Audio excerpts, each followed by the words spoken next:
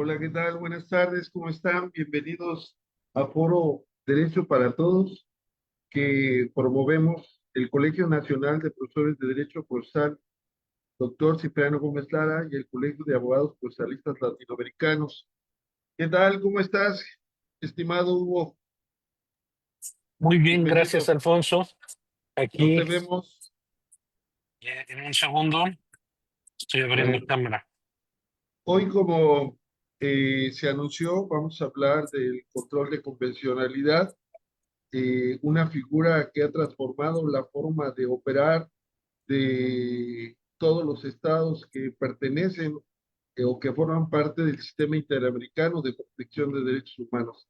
Así que vamos a tener hoy este tema, el doctor Hugo Carrasco Solé, su servidor, como responsables del foro, pues vamos a tocar este tema. ¿Cómo estás, Hugo? Ahora sí te vemos, bienvenido. Muy bien, gracias, Alfonso. ¿Cómo estás? Muy contento de estar aquí para poder hablar de este tema tan importante, tan relevante en la justicia de hoy, el control de convencionalidad. Muy bien. ¿Qué te parece si pasamos a un poco de historia sobre cómo surge el control de convencionalidad y por qué su importancia actualmente? Me parece bien y creo que tú tienes muy bien esa imagen y si nos puedes decir dónde comienza, cuáles son sus antecedentes, cuéntanos. Fíjate que no quiero soñar a malinchista, pero podríamos dividir a dos etapas al control de convencionalidad. Una es en su fase originaria, donde realmente es una atribución concentrada exclusiva de la Corte Interamericana. La primera vez que se usa el vocablo control de convencionalidad es a través de un voto concurrente de nuestro querido doctor, que en paz descanse, juez entonces de la Corte Interamericana, don Sergio García Ramírez. Y él establece ahí una noción sobre el control de convencionalidad, pero refiriéndose, por ejemplo, yo recuerdo en una ocasión que escuchaba algunos, algunos opinólogos que decían, ¿por qué acusan a México si el que donde se violaron los derechos humanos fue en Guerrero, en el estado de Guerrero? No fue México como país, sino fue que un gobierno local.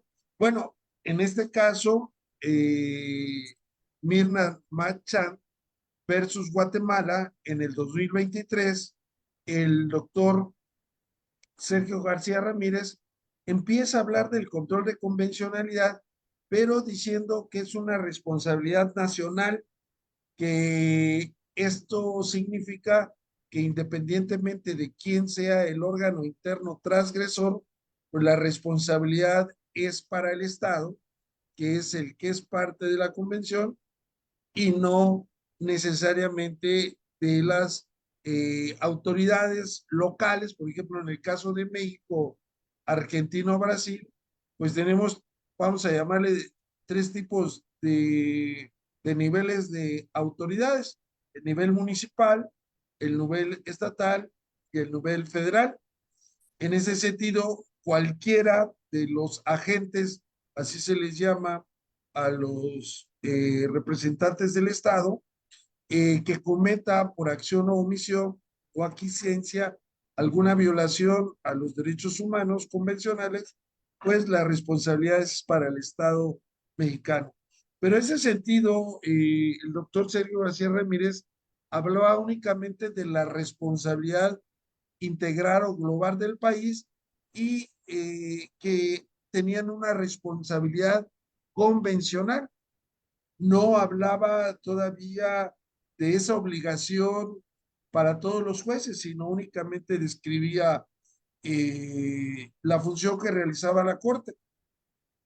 Eh, en otro caso siguiente, en otro voto concurrente, ya el doctor Sergio García Ramírez, nuevamente en el caso Tibi, versus Ecuador en el 2004 hace una analogía para explicar la función de la Corte Interamericana y dice, si los tribunales constitucionales hacen control de constitucionalidad, lo que hace la Corte es control de convencionalidad, pero únicamente, estimado Hugo, se refiere a la función que realiza la Corte. Por eso considero que es ahí un control concentrado.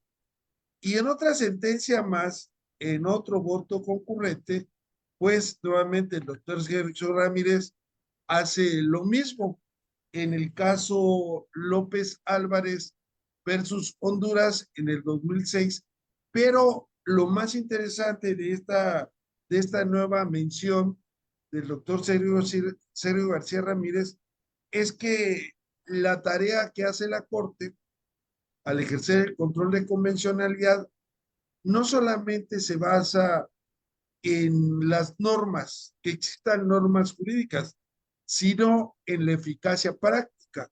Y así dice que la Corte tiene competencia para analizar y reconstruir los hechos, para evaluar la evaluación que se hizo sobre las pruebas y para resolver las tensiones jurídicas que pudieran surgir entre el derecho interno y el derecho convencional. Pero aquí también hay una cuestión importante.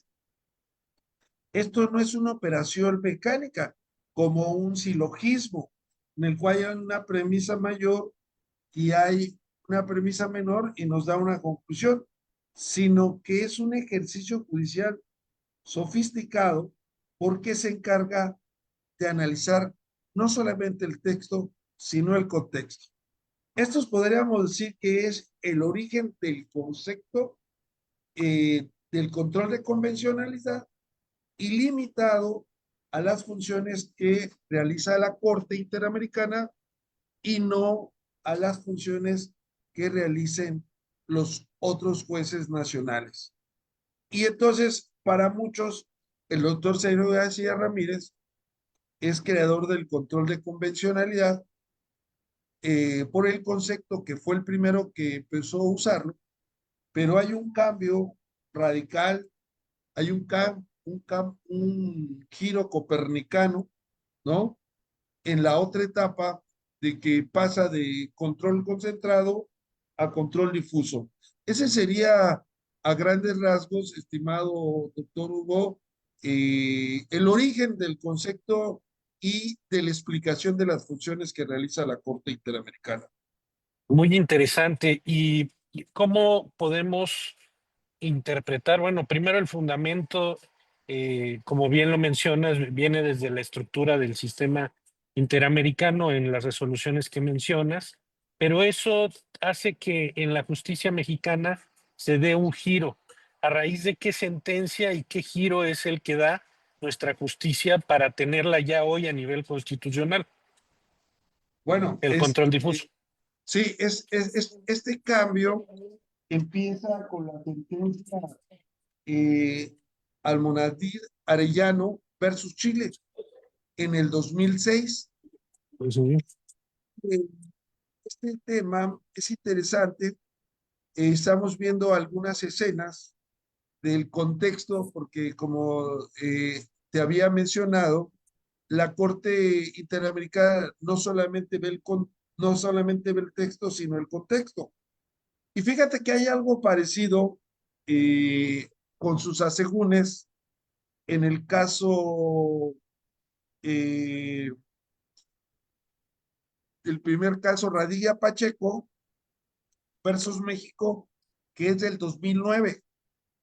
Pero en el 2006, este señor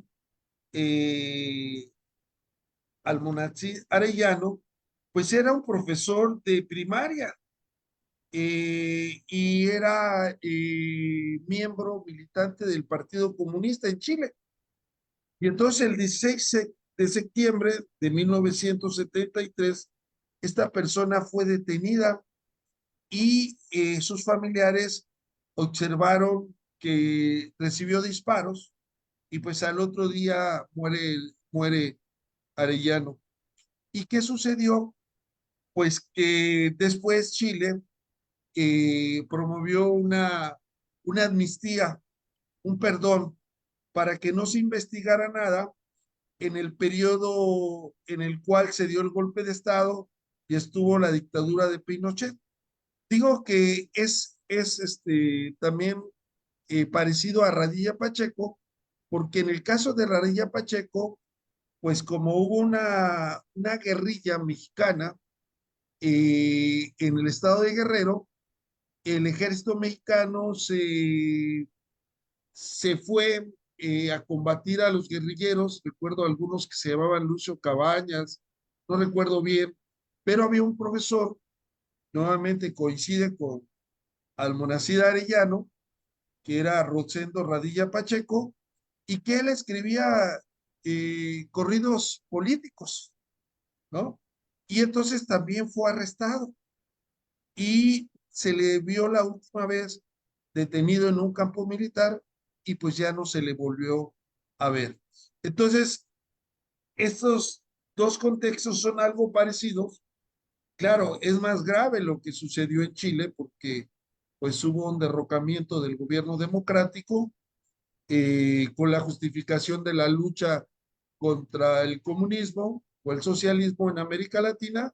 Sin embargo, es interesante ver cómo la Corte Interamericana, quiero recordar también que el doctor Sergio García Ramírez seguía siendo juez de la Corte Interamericana y seguía siendo presidente de la Corte Interamericana. Algo que creo que hay que investigar un poco más, estimado Hugo, es que como la Corte Interamericana, igual que todos los órganos colegiados, pues tienen un relator, un ponente, quien es el que se encarga de hacer el proyecto de sentencia. Y entonces yo he estado investigando quién hizo el proyecto de sentencia de Almonacid Arellano y no, la sentencia no lo dice, sino que pues le da al Pleno la responsabilidad de esta sentencia. Yo estoy seguro que algo tuvo que ver el doctor Sergio García Ramírez, porque ya venía construyendo esa idea, pero no sé si él fue el ponente de esta sentencia, que es un cambio radical porque establece ya no solamente la obligación para la Corte Interamericana de ejercer el control de convencionalidad concentrado, sino que el cambio es que ahora todos los estados parte, sobre todo los 20 que aceptan la jurisdicción de la Corte Interamericana, están obligados a ejercer un control de convencionalidad y agrega dos características que considero que son fundamentales. Una de ellas es que es de oficio, ex oficio, es decir, sin que las partes lo soliciten. Y otra que es difuso, que significa que todas las autoridades de cualquier grado y de cualquier materia están obligadas a ejercer un control de convencionalidad. Y entonces a partir de este caso del 2006, Almonacid Arellano, se crea la obligación para todos los estados parte de que sus jueces ejerzan un control de convencionalidad. De hecho, en la sentencia de México casi inmediata, la del 2009 de Rosendo Radilla Pacheco, se establece ahí la obligación para los jueces mexicanos de todas las materias, de todas las jerarquías, ejercer un control difuso de convencionalidad. No sé si recuerdas el expediente Varios, que se llama Varios porque no había o no hay un mecanismo para reseccionar en el Poder Judicial las sentencias que tengan que ver con obligaciones que se creen a través del control de convencionalidad para los estados parte, para el Poder Judicial. Y entonces de oficio la Suprema Corte de Justicia recibe parte de la sentencia y determina que todos los jueces pues tienen la obligación de ejercer un control difuso de convencional, ¿no? Entonces, ahí tuvimos un desliz. Bueno, este, ahí vamos, estimado Hugo. Fíjate que en el caso de Almonacida de Llano, únicamente, y en el caso mexicano que de Radilla Pacheco, lo que se hace es únicamente establecer eh, la obligación para los jueces, es decir, aquellos que pertenezcan al Poder Judicial.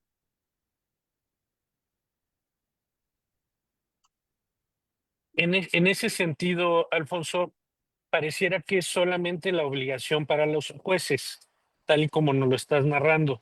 Y ahí donde intervienen los operadores jurídicos.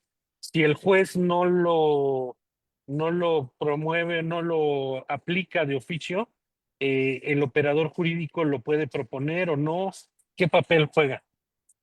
Fíjate que es interesante la pregunta porque para mexicanizar la figura, yo hice un artículo que se llama La suplencia de la queja convencional, Ujú. porque como es de oficio, ¿no? Pues sí, se entiende que si alguien argumenta o hace pretensiones de forma equivocada, pues el juez de oficio debe de ejercer un control de convencionalidad. Claro, ¿Y qué significa ejercer un control de convencionalidad?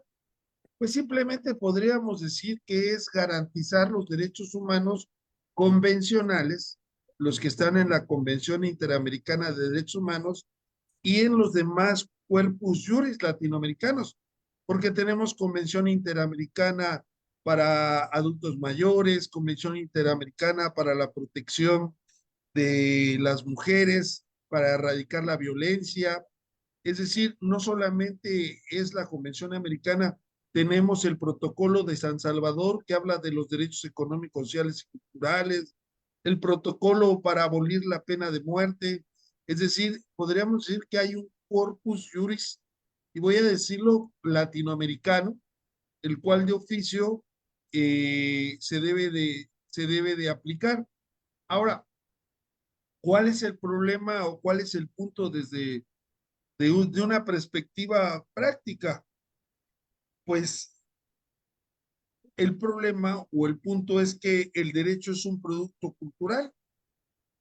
Y entonces, imagínate, nosotros que nos preparamos en el siglo XX casi en las aulas, ahora nosotros transmitimos ese conocimiento que recibimos con más la experiencia, pues no tuvimos una clase de derecho que nos hablara de estas figuras y no tuvimos una, una materia que se llamara derechos humanos.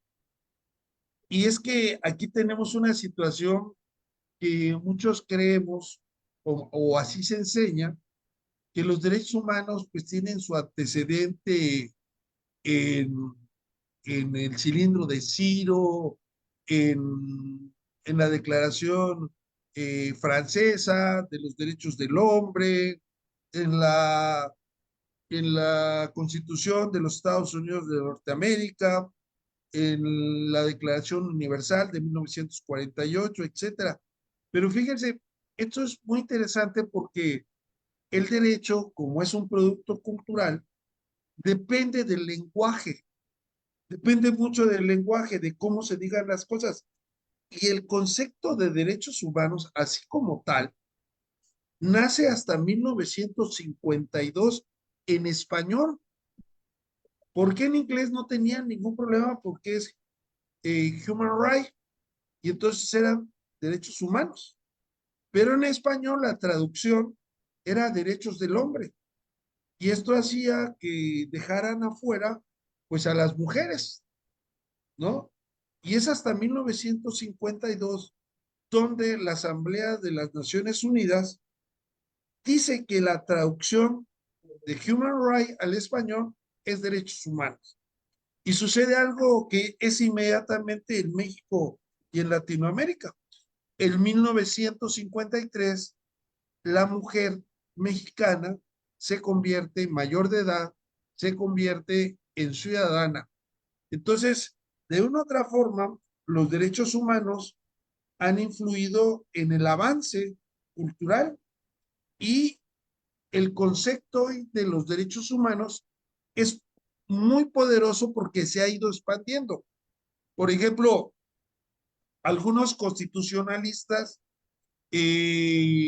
cuando surgieron los derechos humanos a través de tratados internacionales ya vinculantes para los estados, empezaron a acomodar este derecho en el derecho constitucional. Mauro Capelletti fue uno de los propulsores del derecho procesal constitucional y hablaba que este derecho convencional de los derechos humanos estaba dentro del derecho procesal constitucional transnacional. Pero, ¿por qué lo digo? Porque una de las partes que hablaba Mauro Capelletti era el derecho procesal constitucional de las libertades. Y fíjate, ahora que he estado analizando con constitucionalistas, pues siempre hablan, ahí está el derecho convencional. Mira, ahí está Mauro Capelletti hablando del derecho procesal constitucional de las libertades. Bueno, y suena bien si lo vemos nada más el iceberg, pero si vemos el fondo, vemos que en el fondo ya no solamente son las libertades, que eran los derechos civiles y políticos, sino ahora, por ejemplo, tú has trabajado mucho el derecho a la protección de la salud, Ujú. que es un derecho social. Entonces, se han expandido los derechos humanos y entonces el concepto que teníamos en el siglo XX y que seguimos construyendo en el siglo XXI, pues no es el mismo, no es el mismo que teníamos en el siglo XX. Y lo mismo sucede con el control difuso de convencionalidad, regresando al tema que nos compete hoy, porque resulta que en otro caso, Montiel Cabrera versus México, del 2010, fíjate, del 2009 en México, Radilla Pacheco, y viene el del 2010, dice la Corte Interamericana, ahora el control difuso de convencionalidad lo van a ejercer todos aquellos que realicen funciones materialmente jurisdiccionales a pesar de que no pertenezcan al poder judicial. Y esto habla pues de la justicia agraria en México, de la justicia administrativa. Y entonces el control difuso de convencionalidad se empieza a expandir. Y en otro caso, de Hellman versus Uruguay, que también fue parecido al de Almonacid Arellano, porque establecieron unas leyes de perdón y punto final para crímenes de lesa humanidad. La Corte Interamericana, sobre todo en Hellman versus Uruguay 2.0, porque fue en la sentencia de supervisión de cumplimiento de la sentencia, dice, todos los servidores públicos deben ejercer un control difuso de convencionalidad. Todos los órganos del Estado. El legislador, que lo tendrá que hacer cuando esté promulgando una ley de carácter preventivo, ¿no? El ejecutivo y, desde luego, el judicial.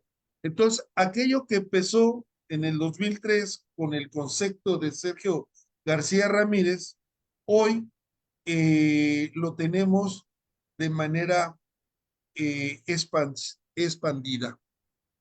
En ese sentido, podemos ver que en este caso todo el sistema interamericano se convierte en un motor más para el procesalismo.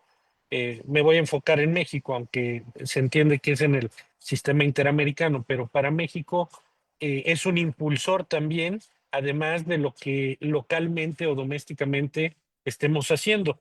Es decir, las resoluciones que se van dictando en el sistema interamericano, pues ahora también son vinculatorias y obligatorias para México. ¿Es así? Sí, fíjate que en el expediente varios se estableció que únicamente eran vinculatorias, los 910 eran únicamente vinculatorias las sentencias donde México hubiera sido condenado, pero posteriormente se estableció que todas las sentencias que emitiera la Corte Interamericana son vinculatorias. Entonces, cualquier abogado debe de conocer las sentencias. Y, por ejemplo, si yo quisiera analizar los parámetros de la protección al derecho a la salud, pues iría al caso Comunidades La Oroya versus Perú, en el cual se analizan los parámetros del derecho a la salud que deben de cumplir los estados. Si yo quisiera conocer los parámetros de protección al medio ambiente sano, pues iría a ver la sentencia Comunidades Laca Joná, Nuestra Tierra versus Argentina. Es decir, ahí tenemos unas fuentes importantes del derecho. Y aquí quiero detenerme para explicar algo que considero, estimado Hugo, que es importante. Y, y, y lo digo porque, como hace rato mencionábamos, que nosotros pues no aprendimos en un sistema escolarizado, todo toda esta información. Quiero decir que yo empecé a estudiar esto hace más de ya 13, 14 años, pero fue porque empecé a ver, como abogado litigante, empecé a ver que la Corte Mexicana, los tribunales colegiados de circuito, empezaron a usar el concepto de control de convencionalidad, empezaron a citar en sus resoluciones fallos de la Corte Interamericana. Entonces, prácticamente se volvió una necesidad. Y si nosotros hoy abrimos el Seminario Judicial de la Federación y anotamos control de convencionalidad o Corte Interamericana, vamos a ver que muchos tribunales mexicanos se apoyan en estos fallos. Y no solamente se deben, se deben apoyar porque, como dijimos, es obligatorio. Y entonces yo quiero hacer una distinción que parece muy sencillo, como dice la canción del PRI, parece fácil, pero es difícil en realidad, porque fíjate que toda área del conocimiento jurídico tenemos un derecho sustantivo y un derecho procesal. Tenemos código civil, código penal, código procesal, civil y familiar ahora y código penal. El mercantil pues es un solo código, pero tenemos área sustantiva y área procesal. Esta distinción también debe de verse en el sistema interamericano, porque generalmente toda la doctrina, inclusive la misma convención, señala que ese derecho es complementario, pero aquí hay una distinción que hay que hacer. El derecho sustantivo convencional debe ser de aplicación directa e inmediata y progresiva. ¿Qué quiere decir? Que no debe de haber una ley argentina, mexicana, peruana, que diga lo mismo que diga la convención en su aspecto sustantivo. De hecho, el control difuso de convencionalidad tiene su fuerza en el derecho sustantivo, pues es lo que tienen que aplicar los operadores jurídicos, ¿no?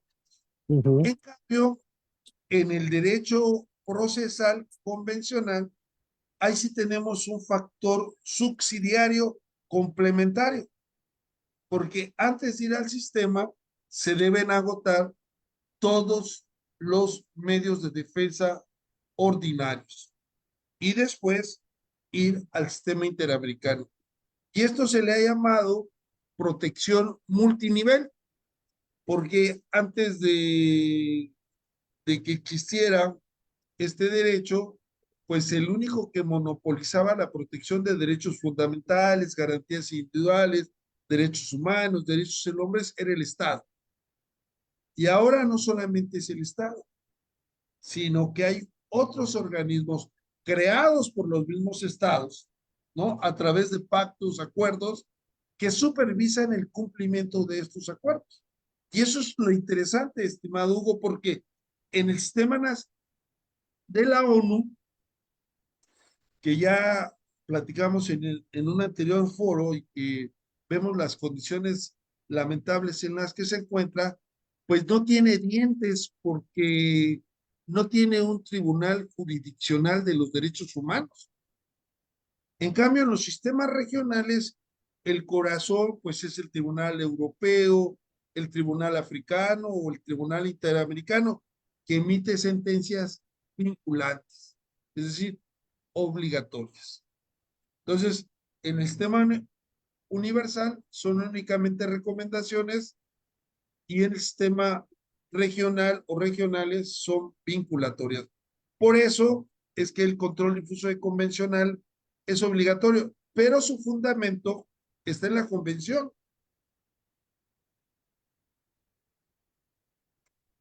porque eh, el artículo segundo de la convención es para los estados. No es exclusivo de la convención americana, sino que todos los convenios tienen esta disposición que dice, los estados partes se obligan a adoptar. ¿Qué es a adoptar? Bueno, vamos a ponerle el ejemplo en la materia civil o familiar. Cuando un padre adopta a un hijo, hace suyo a alguien que biológicamente no es suyo, pero ya al adoptarlo, pues lo hace suyo. Inclusive ahora con la adopción plena se incorpora toda la familia. Pues esa analogía podríamos decir que surge en la convención y que un concepto jurídico constitucional, que es la interpretación conforme constitucional, ahora la interpretación de ser conforme a la convención. Y algo también que es importante es que los estados parte se obligan a través de los mecanismos reglamentarios, legislativos, a su derecho interno hacerlo conforme a los parámetros de la convención. Entonces, no solamente son en los fallos, sino es una obligación que está en el artículo segundo de la convención, estimado Hugo. ¿Y esto cómo viene a modificar? Hablaba yo de si era, y tú lo mencionabas, que si era una obligación del juez o si los operadores jurídicos lo podemos proponer en los escritos, bueno, ahora ya los sistemas, en el sistema oral, en las comparecencias. Eh, ¿Cómo viene a modificar esto? Tenemos que saber también ahora derecho convencional, seguir los criterios de la Corte Interamericana, de la Comisión, o es suficiente quedarnos en que el juez debe de estar dándole este seguimiento porque es el experto en derecho. ¿Qué recomendación darías a aquellos que somos operadores jurídicos, que no estamos dentro del Poder Judicial? Pues no solamente los operadores jurídicos, sino incluyendo a los jueces, pues como es una obligación, ya que hay, ya,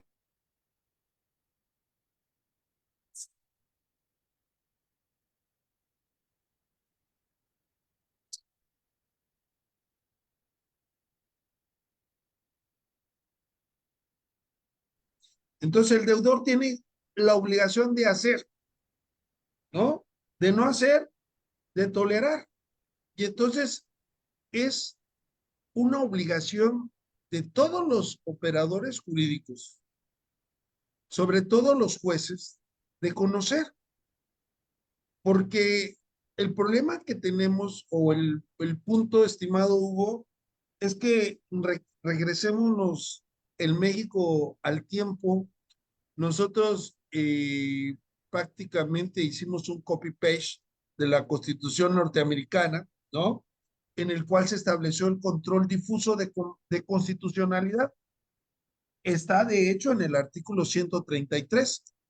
No recuerdo si en la primera constitución está en el artículo 124, en la segunda constitución se reprodujo y ahora lo seguimos teniendo en el artículo 133, que prácticamente dice que cuando un juez esté resolviendo, estoy parafraseando, un caso y vea una contradicción entre la ley y la constitución, pues debe de aplicar los principios constitucionales. Entonces, cuando un juez, como cualquier servidor público, inicia su encargo, protesta cumplir con la constitución. Y entonces es un deber constitucional. De hecho, el primer artículo de la constitución, como bien sabes, establece que los derechos humanos son únicamente los de la Constitución, no, también los de los tratados internacionales de los que México sea parte. Aquí tenemos un comentario, no sé si lo de nuestro querido amigo, no lo alcanzo a leer. A ver, de César Vallarta. Hola César, qué gusto que estés. Doctor, ¿qué comentario merece el Tribunal del Poder, creo que de la Ciudad de México, recientemente sancionado a los usuarios de la red de sociales que realizaron comentarios en relación a la relación familiar, no lo alcanzo a leer totalmente, se mueve, relación familiar, mm, a ver si lo leo ahorita, no lo alcanzo, tú lo alcanzas a leer, Hugo, completo, a ver si aquí está César Vallarta, que de viva voz, manifiéstate, César, y los que estén aquí en el chat, vamos a aprovechar si quieren participar, porque es un foro para todos, ¿no, estimado Hugo? Exacto. Exacto. A ver, César, por favor.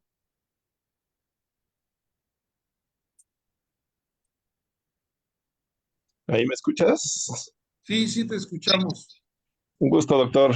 Muchas gracias. No, no, a Eh, ti.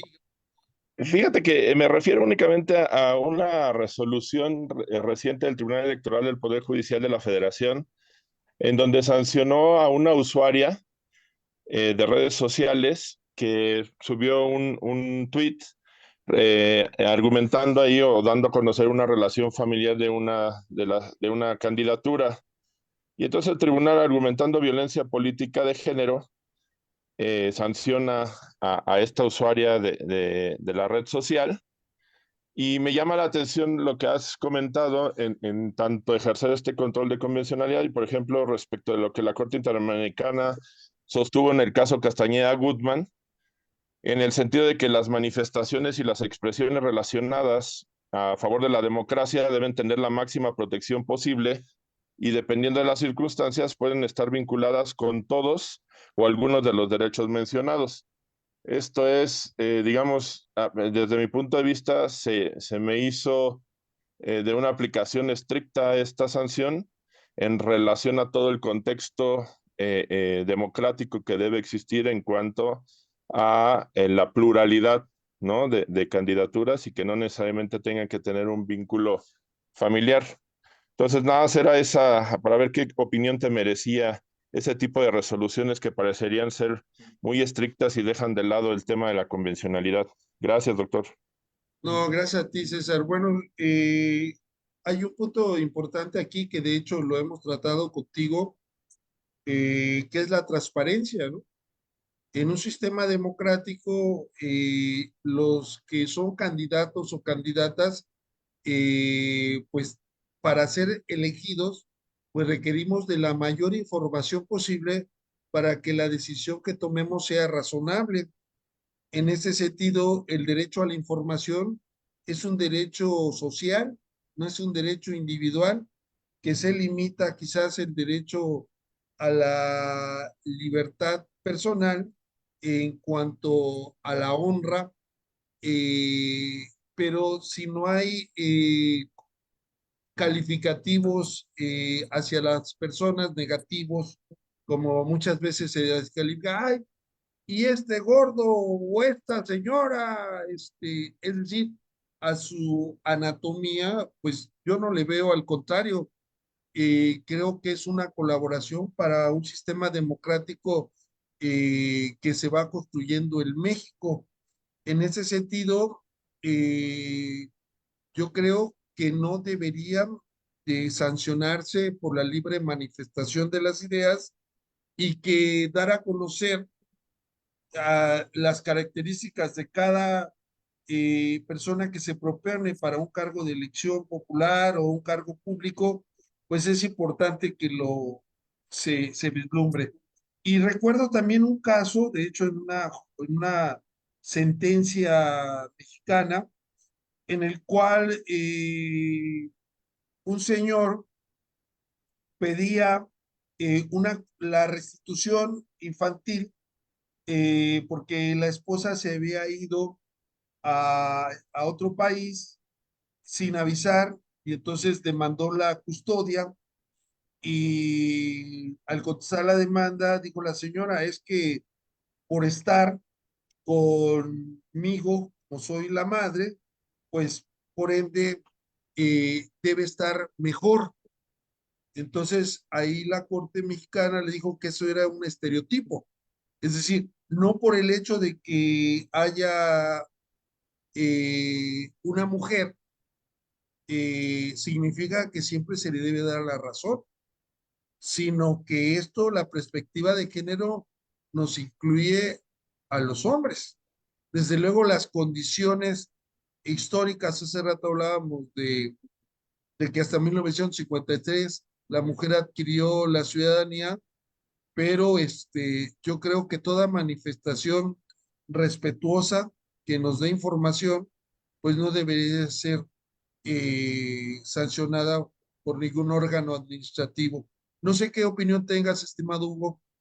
Lejos de dar una opinión, quisiera yo ampliar precisamente el concepto utilizando esta pregunta de César, en el sentido de esa responsabilidad de aplicar el control de convencionalidad con todo lo que conlleva, es decir, el respeto a los derechos humanos, la aplicación, nos hemos centrado muchas veces en que ese control debe de ser solamente aplicado por el Poder Judicial, aunque el artículo primero no constriñe a que sea solamente por el Poder Judicial.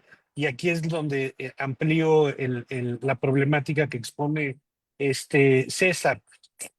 No, en ningún lado, a mi parecer, está el diseño del control de convencionalidad que sea, y más leyendo el artículo primero, que sea solo aplicable por parte de los jueces, sino que dice que toda autoridad, en este caso, aunque es una autoridad jurisdiccional en materia electoral, pero también las autoridades que no están dentro del orden jurisdiccional también tienen el deber de respetar y de aplicar y de no tener ese contexto tan limitado a la hora de tomar decisiones. Eso creo que ahorraría también mucho tiempo y muchas contiendas de llevar la aplicación del derecho humano a su integridad, si las autoridades también tuvieran ese panorama de aplicar en sus resoluciones administrativas o ejecutivas la aplicación de esos derechos humanos.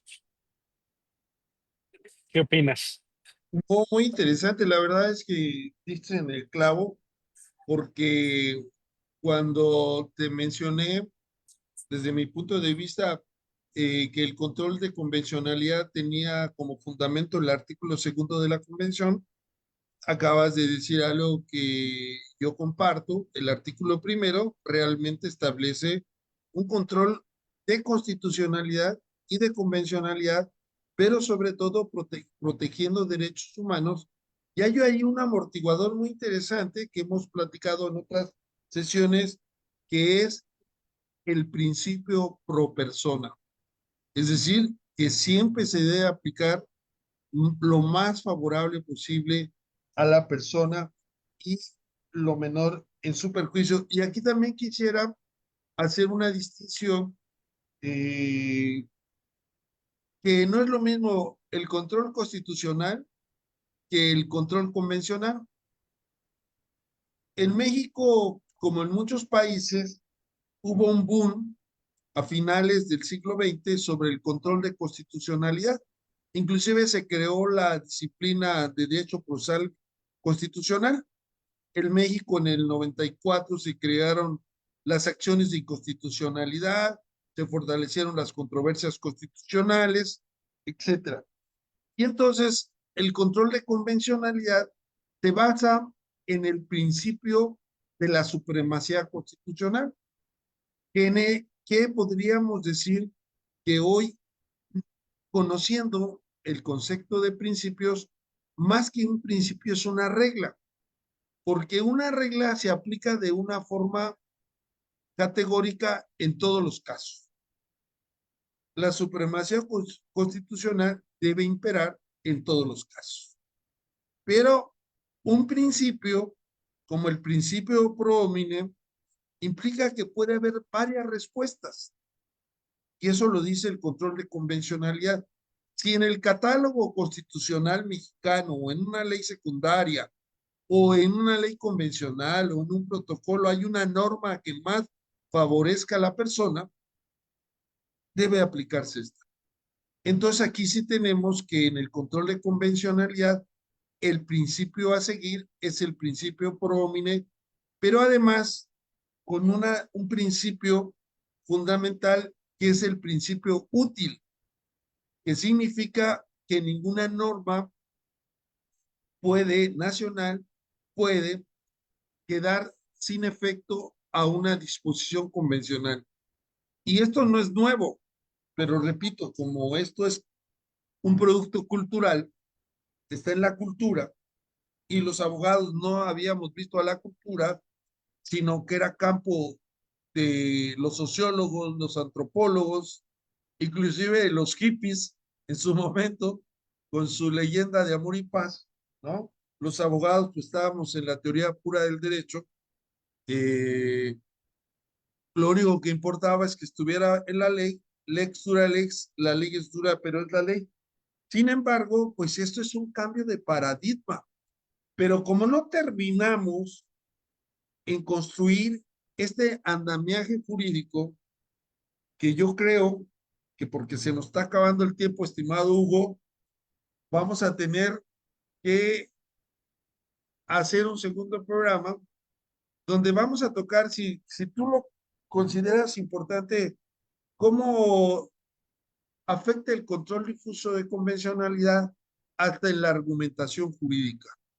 Cómo debemos aplicarlo, que vayamos aterrizándolo.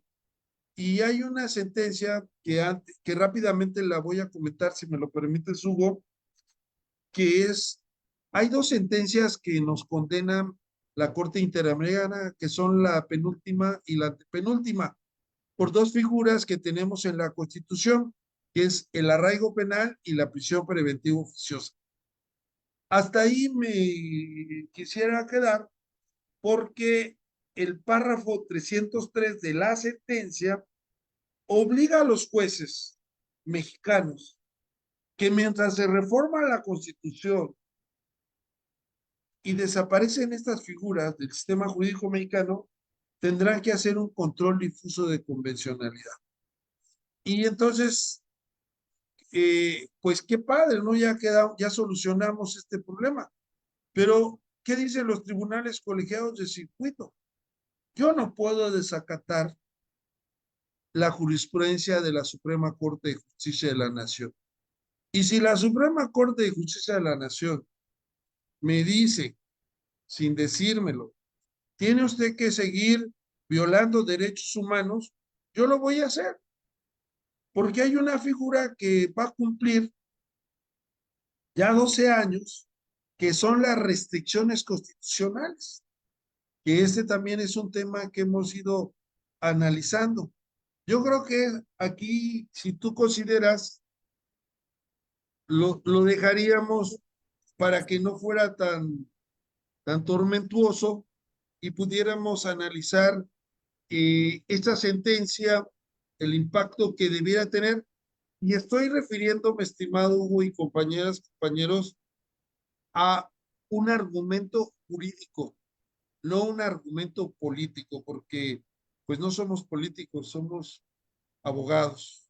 ¿no? Estimado Claro, Hugo. oye, estas restricciones constitucionales es un invento de la justicia mexicana, ¿no? Para darle salida y que se confronta y también lo dejamos en suspenso solamente como una semilla que aventamos para la próxima plática, pero en realidad estas restricciones, la aplicación de estas restricciones constitucionales para dejar a un lado la aplicación del sistema interamericano en determinados casos en el sistema mexicano, pues va en contra de, por ejemplo, la figura del bloque de constitucionalidad, en donde mejor se encuentre defendido el derecho, hay que aplicarlo en ese sentido, ¿no? Entonces, hay todavía, le llamaría yo, fugas de escape que tiene nuestro sistema para poder manejarlo adecuadamente. Pues sí, creo que podemos generar una segunda discusión la siguiente semana para poder ir aterrizando de mejor manera y sobre todo llevarlo al plano de la realidad, ¿no? Ver cómo con casos prácticos se puede impactar y cómo lo podemos solicitar, ¿no? Hay toda una técnica, hay conceptos, figuras y toda una filosofía, como mencionas tú, principios que implica la aplicación del control de convencionalidad, tiene su complejidad y creo que sería buena idea irlo aterrizando para irnos de los conceptos hacia la vida terrenal, ¿no? Como en una demanda, como en un recurso pudiéramos solicitar la aplicación del control de convencionalidad, del control difuso, y así, de alguna manera, lo voy a decir de esta manera, forzar al juez a que se salga de esa interpretación literal de algún dispositivo o algún segmento de un artículo que pudiera ser contrario a derecho y no para declararlo, como tú bien mencionas, inconstitucional, sino simplemente en una resolución de trámite, si le podemos llamar así, porque no solamente creo que los jueces la pueden aplicar en las sentencias, sino también en todas sus resoluciones de trámite, como inclinarse por lo y justificar la no aplicación de un artículo porque en el caso concreto es contrario a los derechos humanos, sin llegar a una declaración de inconstitucionalidad. Pues me Sí, parece que ahí tenemos muchos elementos para una futura exposición la siguiente semana. sí, estimado Hugo, y además en un principio, en el expediente varios 910, se dijo que de forma incidental se iba a ejercer el control de convencionalidad. Entonces ya por ahí, pues vamos a ver quizás un ejemplo, inclusive, fíjate, me gustaría que analizáramos también con este tema. Resulta que un exministro de la Corte fue perito, fue citado por la Corte Interamericana para que hablara sobre las restricciones constitucionales cuando se estaba sustanciando el juicio de Rodríguez García y otros sobre el tema del arraigo penal y la prisión preventiva oficiosa, que para adelantar algo, pues estuvieron 17 años en prisión preventiva oficiosa. Imagínate. Y que al final les digan, disculpe usted, no hay causa que seguir. Ya se aventaron una tercera parte de su vida en prisión.